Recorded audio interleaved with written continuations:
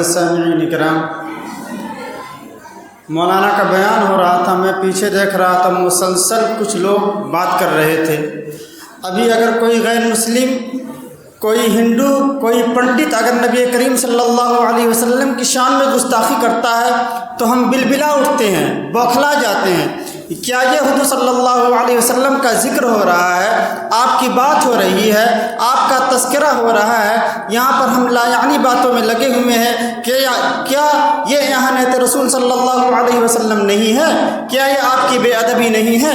آج جو غیر نبی کریم صلی اللہ علیہ وسلم پر انگلیاں اٹھا رہے ہیں، اسلامی تعلیمات پر انگلیاں اٹھا رہے ہیں، وہ ہمارے اعمال ہیں، ہمارے اعمال وہ ہیں جو غیر، اس لیے کہ ہم لوگ نبی کے طریقے کو چھوڑ چکے ہیں، نبی کے طریقے کو چھوڑ چکے ہیں۔ ہم لوگ نبی کی محبت کا دعویٰ تو کرتے ہیں، نبی نے فرمایا کہ نماز میری آنکھوں کی ٹھنڈک ہے، ہم نماز سے بیگانے ہو چکے۔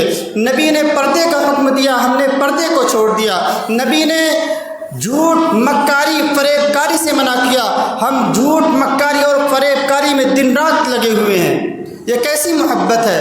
محبت تو یہ ہے کہ مولانا نے بتایا کہ محبت کے حضور کو بھی مانیں اور حضور کی بھی مانیں، کہ آپ صلی اللہ علیہ وسلم سے محبت ہو اور آپ صلی اللہ علیہ وسلم کی جو تعلیمات ہیں اس پر بھی عمل ہو۔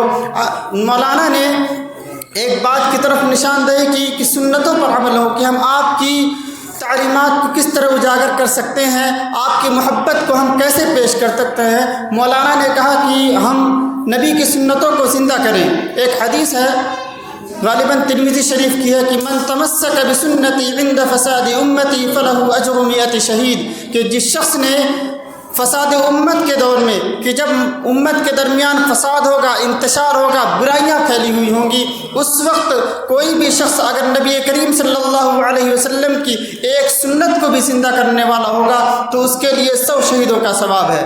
اس لیے گزارش ہے کہ کہیں بھی ہو، کوئی بھی محفل ہو، ادب کے ساتھ بیٹھیں، اور نبی کریم صلی اللہ علیہ وسلم کا نام سے یہ محفل سجی ہوئی ہے تو اس کا لحاظ رکھیں۔ دوسرے تو کچھ بولتے ہیں تو ہم لوگ بلبلا اٹھتے ہیں، لیکن ہمارا کام بالکل ویسا ہی ہے۔ تو اللہ تعالی ہم سب کو عمل کی توفیق مرحمت فرمائے، اور نبی کریم صلی اللہ علیہ وسلم کی تعلیمات کو اپنی زندگی میں رچانے بسانے کی توفیق مرحمت فرمائے۔